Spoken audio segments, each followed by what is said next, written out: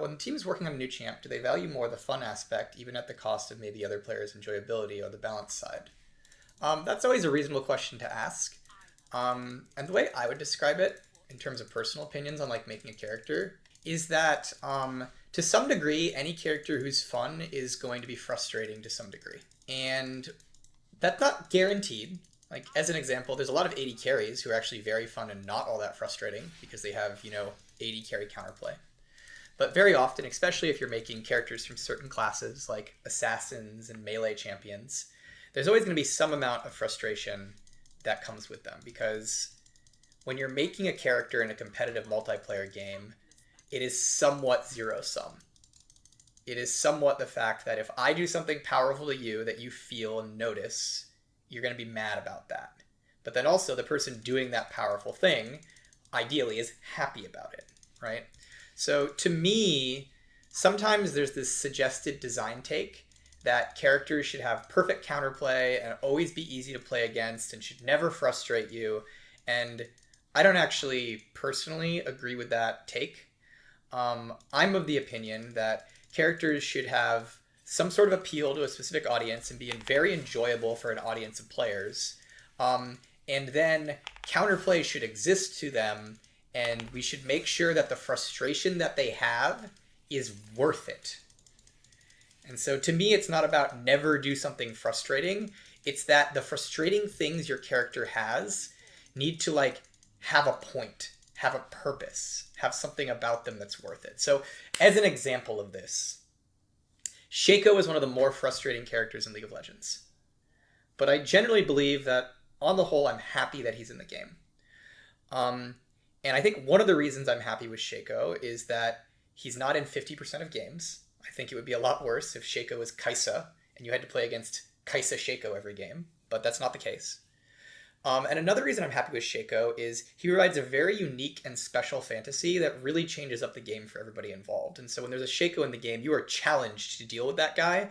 And when you're playing SHACO, you feel very special and you feel like you are just the biggest troll clown psycho you've ever seen, right? And so I say that like SHACO players get a lot of value out of the frustration their character creates.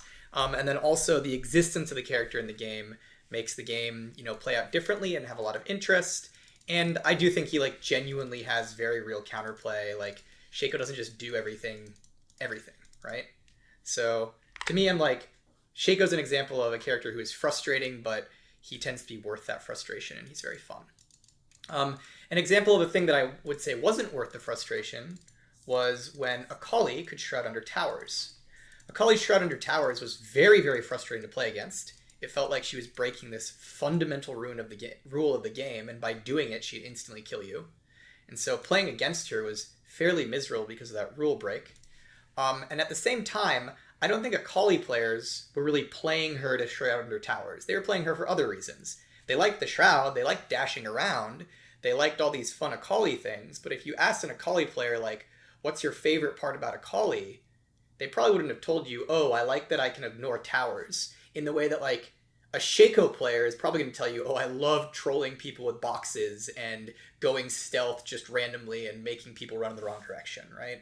And so it's kind of a difference of, like, again, the idea that some characters are going to naturally be frustrating. And so it's really about, does the frustration on the character, is it worth it to some degree? That's my opinion as well. That's my opinion about it. And then also you just have to accept that like certain characters are just going to be more frustrating just because they're a class. So there is this joke that people levied at me. Here, I'll go find it. It's a good one, trust me. This meme right here. Really well made meme. Ha ha ha ha ha ha ha ha. But like kind of like the joke that's going on here is this was made when VIEGO came out. And kind of the joke that's going on here is that Jin's like a really fair and like cool champion design. And at the time, a lot of people found VIEGO very, very, very frustrating. And there's like, how could you make VIEGO with all that frustration attached to him and all that BS when you also made Jin? Like, what's up with that? And one of the things I often think about when like talking about that is one of the big differences between Jin and VIEGO is Viego is a melee champion who is expected to kill you while not building full tank. And whenever you have a character in that class, they're just naturally going to have to do some more silly things than an immobile AD carry who could just sit back and shoot you from 3,000 range, right? And so it's kind of a thing where by the nature of certain class designs like assassins and skirmishers, there's going to be some more like dashiness or outplays or immunities just because of how they have to exist in the game. And I think that's also important to think about. Yeah, so there's that. There's one more thing I want to put on the topic, because, we're talking about game design, and that is, I think it's really easy when you prioritize counterplay over everything else to make characters that have one of two failings. Number one is potentially a counterplay and frustration, that is, not just counterplay. One is a character who is not appealing to play, meaning that like the character is so fair and so high counterplay in everything they do that the people who play it can't find success on it, can't find like why they would want to like play it. Because, and so to me, a good idea there is to have a good mix. And so what I mean by a good mix is characters should have things that are for them and things for their opponents. And so as an example of something I'm personally happy with, and if you have a different opinion, that's fine. This is my personal bias. I like how EKKO has his E, which is for him. EKKO can just click you with the E and do a bunch of damage. And so there's a lot of situations where if you're low, EKKO's just going to kill you. But then he also has his W and Q, which are for his opponents oftentimes. And so when you're playing against an EKKO, he gives you lots of opportunities to dodge the Q, to dodge the W. Whereas you can't dodge the E. And I think that's an example of like how I like to think about counterplay to some degree, of like characters should have counterplay, either as parts of their kit or parts of their class weaknesses, things like that. But it's also important that characters have things for them that they feel like, and I do this and I have an advantage. And then the second thing I think can be really risky about prioritizing frustration over anything else is there's certain designs you can do that are incredibly unfrustrating while being incredibly problematic. Can anybody give an example of that? If anybody's thinking about it. So the question is, what is a design that does not make people upset, does not make people frustrated at all, but can still have like gameplay issues?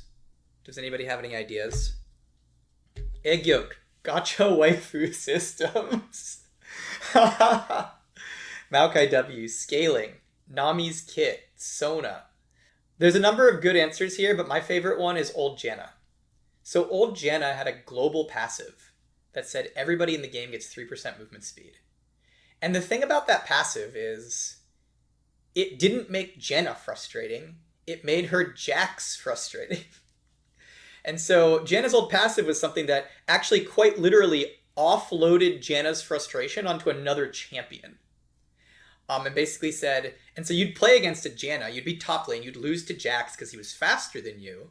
And then you'd be like, Jax is so BS, but I don't care about Janna. She's chill. She's not doing anything nasty to me. And so that's another thing you have to think about if you're prioritizing frustration above all else, is that there's things you can do to make a champion completely like non-frustrating.